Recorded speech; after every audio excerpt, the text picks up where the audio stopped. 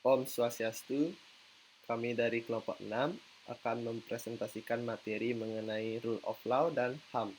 Sebelum kami mempresentasikan materi kami akan memperkenalkan diri kami masing-masing. Baik, terima kasih. Perkenalkan, nama saya Ana Agung Dagung Dharmayuda dengan nomor akhiran 1145. Baik, perkenalkan nama saya Kadek Boy Brahmanda Satria Motana dengan NIM akhiran 1149. Perkenalkan, nama saya Iputu Eko Wahyu dengan NIM akhiran 1150.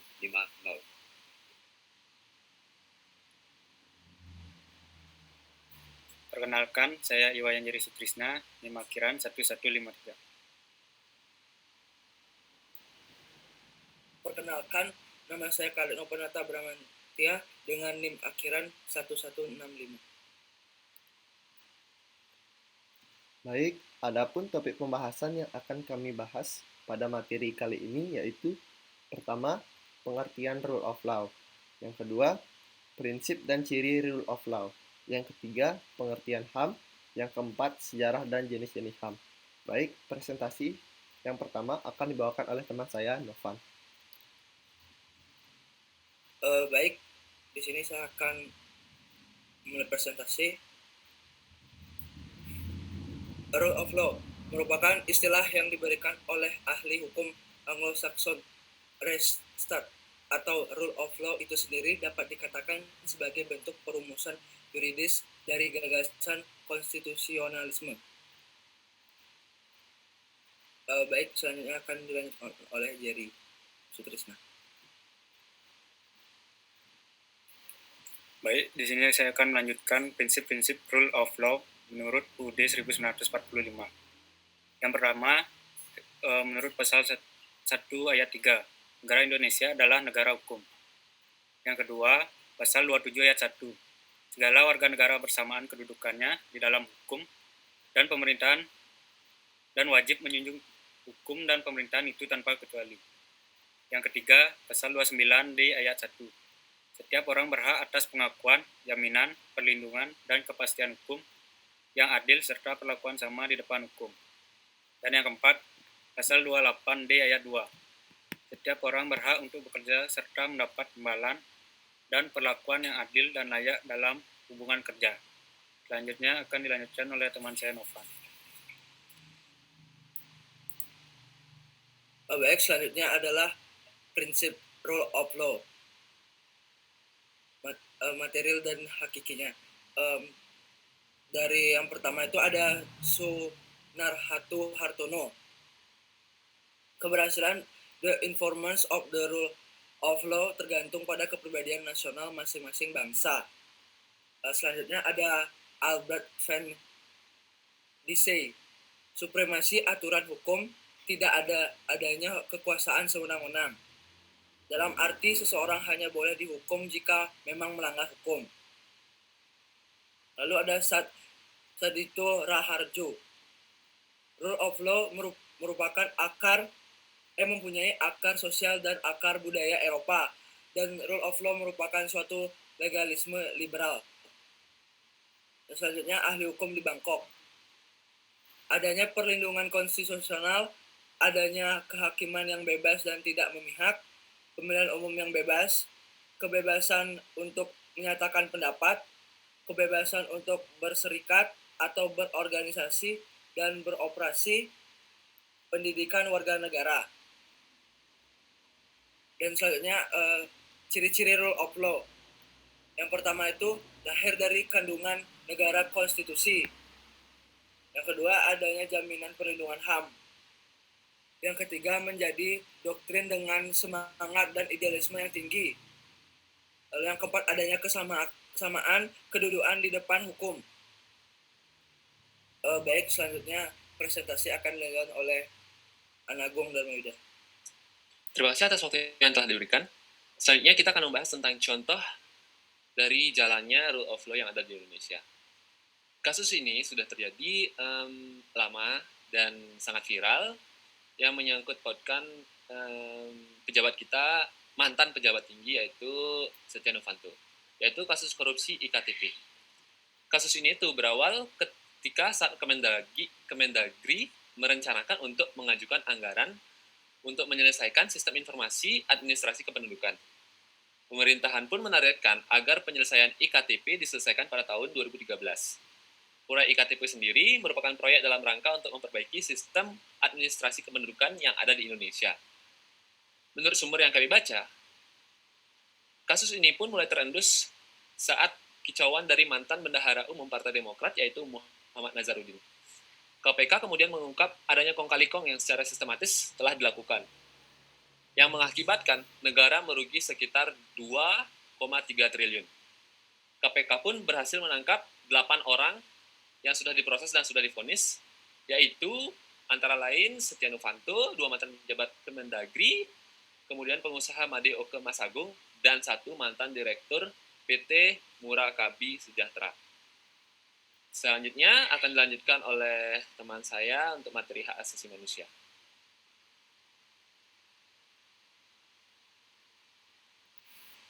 Baik, terima kasih atas waktunya Agung. Selanjutnya saya akan membahas tentang materi HAM. Jika kita berbicara tentang rule of law, tentu saja kita tidak lepas dari yang namanya hak asasi manusia. Jadi, apa sih itu hak asasi manusia? Hak asasi manusia itu adalah seperangkat hak yang melekat pada hakikat dan keberadaan manusia sebagai makhluk Tuhan yang Maha Esa. Dengan kata lain, hak-hak yang dipunyai oleh manusia, semua orang sesuai dengan kondisi yang manusiawi. Hak asasi manusia ini selalu dipandang sebagai sesuatu yang mendasar, fundamental, dan penting, menurut Muhammad Abduh Shah pada tahun 2002. Di dalam Undang-Undang Nomor 39 Tahun 1999 dinyatakan bahwa hak asasi manusia adalah seperangkat hak yang melekat pada hakikat dan keberadaan manusia sebagai makhluk Tuhan yang Maha Esa, dan merupakan anugerahnya yang wajib dihormati, dijunjung tinggi, dan dilindungi oleh negara hukum. Jika kita membicarakan definisi dari hak asasi manusia, tentu saja kita akan masuk ke sejarah dari perkembangan hak asasi manusia dalam lingkup dunia. Pertama, hak asasi manusia itu ditemukan di Eropa, yaitu lebih tepatnya di negara Inggris. Perkembangan hak asasi manusia diawali dengan adanya perjanjian Magna Carta pada tahun 1215 oleh Raja John Lackland dari Inggris serta para bangsawan. Piagam perjanjian tersebut berisi pemberian jaminan beberapa hak oleh raja kepada bangsawan beserta keturunannya. Kemudian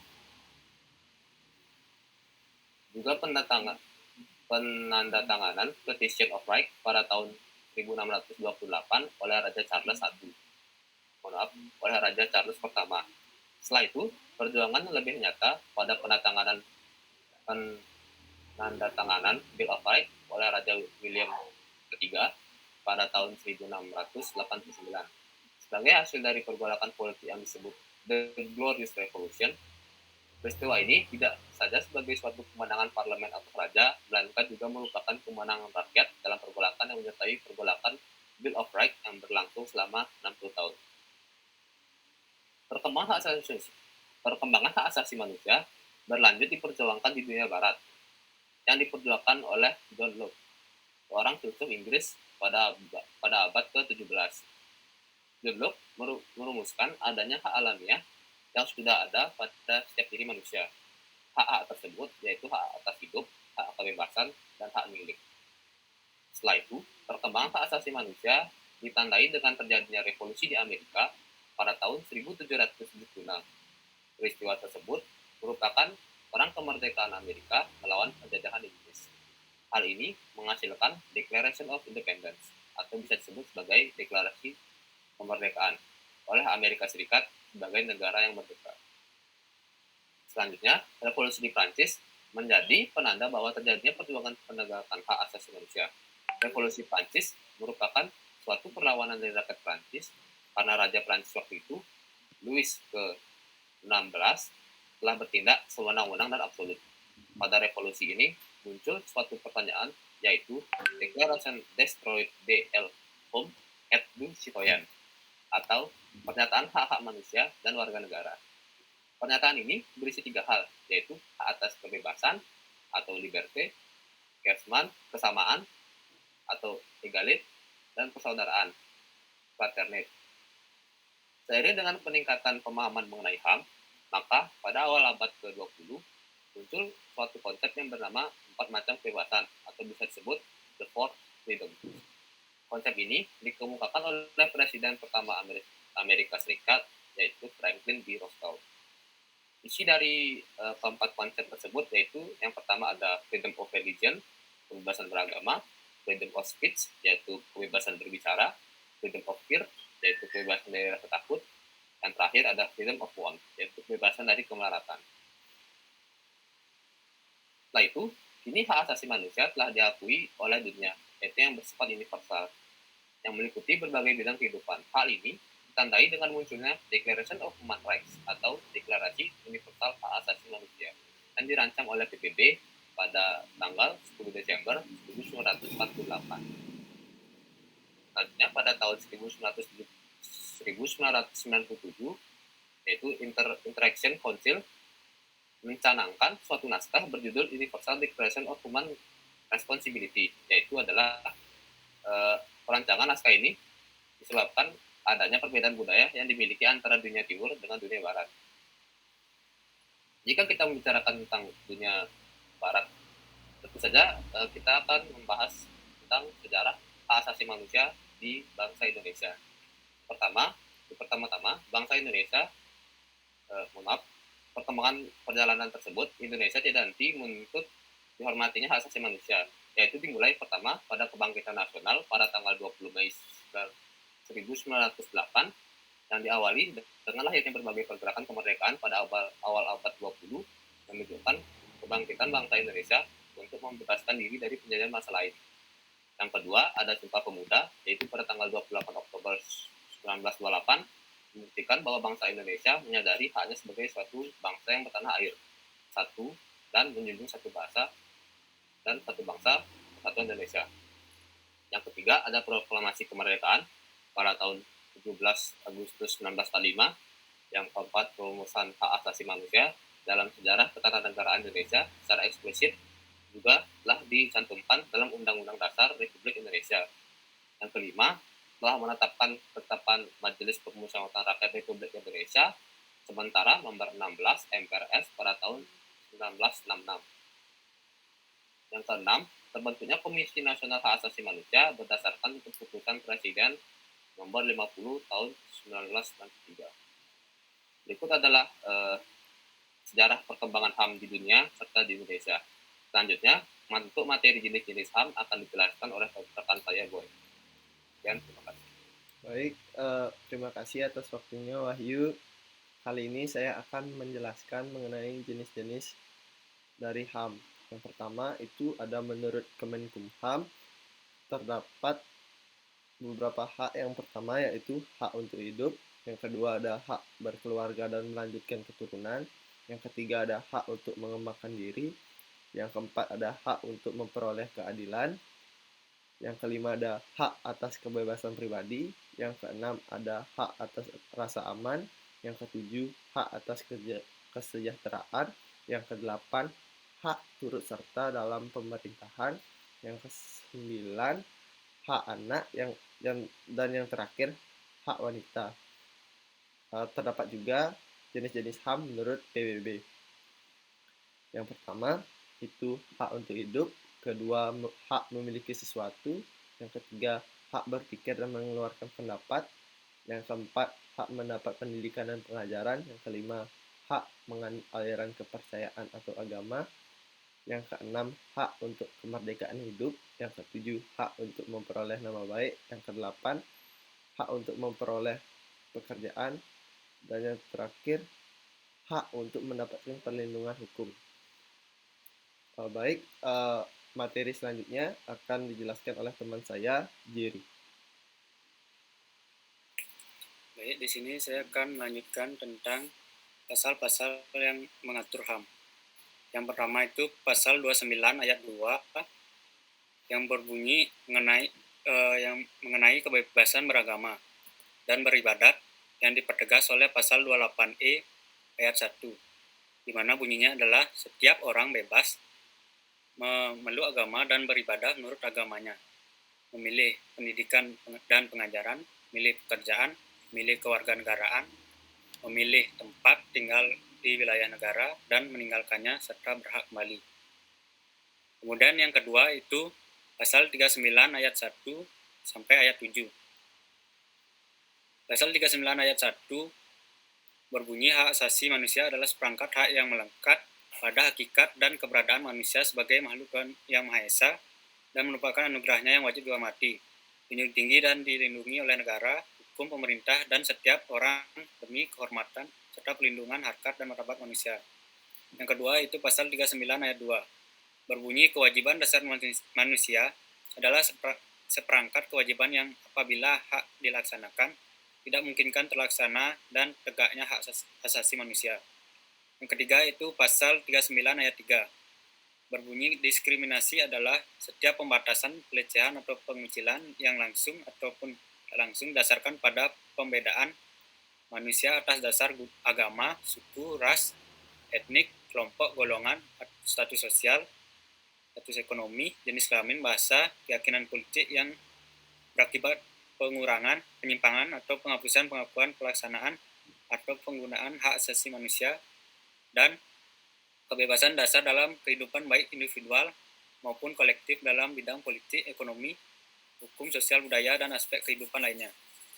Kemudian yang keempat, pasal 39 ayat 4 berbunyi, penyiksaan adalah setiap perbuatan yang dilakukan dengan sengaja sehingga menimbulkan rasa sakit atau penderitaan yang hebat, baik jasmani maupun rohani, pada seorang untuk memperoleh pengakuan atau keterangan dari seorang atau dari orang ketiga dan menghukumnya atau suatu perbuatan yang telah dilakukan atau diduga telah dilakukan oleh seorang atau orang ketiga atau mengancam atau memaksa seorang atau orang ketiga atau untuk suatu alasan yang didasarkan pada setiap bentuk diskriminasi apabila rasa sakit atau penderitaan tersebut ditimbulkan oleh atau hasutan dari dengan persetujuan sepengetahuan siapapun dan atau pejabat publik. Kemudian yang kelima, pasal 39 ayat 5 berbunyi, anak adalah setiap manusia yang berusia di bawah 18 tahun dan belum menikah, termasuk anak yang masih dalam kandungan, apabila hal tersebut adalah demi kepentingannya. Yang keenam, pasal 39 ayat 6, pelanggaran hak asasi manusia adalah setiap perbuatan seorang atau kelompok orang, termasuk aparat negara, baik disengaja maupun tidak disengaja, atau kelalaian yang secara melawan hukum, mengurangi, menghalangi, membatasi, dan atau mencabut hak asasi manusia seorang atau kelompok orang yang dijamin oleh undang-undang ini dan tidak mendapatkan atau dikhawatirkan tidak akan memperoleh penyelesaian. Kemudian yang ketujuh, pasal 39 ayat 7, Komisi Nasional Hak Asasi Manusia yang selanjutnya disebut Komnas HAM adalah lembaga mandiri yang kedudukannya setingkat dalam lembaga negara lainnya yang berfungsi melaksanakan pengkajian, penelitian, penyuluhan, pemantauan, dan mediasi asasi manusia. Kemudian yang ketiga itu ketetapan MPR nomor 17 MPR garing 1998 tentang hak asasi manusia. Selanjutnya akan dilanjutkan oleh rekan saya. Baik, terima kasih atas waktunya. Jadi sekarang kita akan beralih ke contoh kasus hak asasi manusia. Kasus ini adalah kasus yang terjadi sudah lama sekali. Kasus ini terjadi pada tahun 2004, yang tepatnya itu 6 September. Pada pukul 21.55 waktu Indonesia Barat. Pesawat dengan nomor penerbangan GA974 yang lepas landas menuju Belanda dari Jakarta. Kasus ini telah menewaskan aktivis Indonesia yaitu Munir saat kepergiannya menuju Amsterdam, Belanda. Munir sendiri meninggal dunia usia menengguk jus jeruk yang diminumnya, yang dimana menurut kesaksian salah satu penumpang, setelah minum jus jeruk tersebut, Munir bolak-balik ke kamar mandi, dan akhirnya mendapat pertolongan pertama yang berprofesi sebagai dokter. Nah, tak lama kemudian, Munir pun dinyatakan meninggal dunia. Munir sendiri merupakan aktivis HAM Indonesia yang sangat terkenal, sudah menangani berbagai kasus HAM yang terjadi di Aceh maupun Papua, dan juga Timur-Timur yang dikenal sekarang Timor Leste. Menurut sumber yang kami baca, meninggalnya Munir sendiri mengaitkan beberapa petinggi Indonesia saat itu dikarenakan tujuannya ke Amsterdam yang akan melakukan pertemuan. Sekian, terima kasih. Dilanjutkan oleh teman saya untuk materi berikutnya. Baik, karena materi kita sudah selesai, saya akan buka sesi tanya jawab.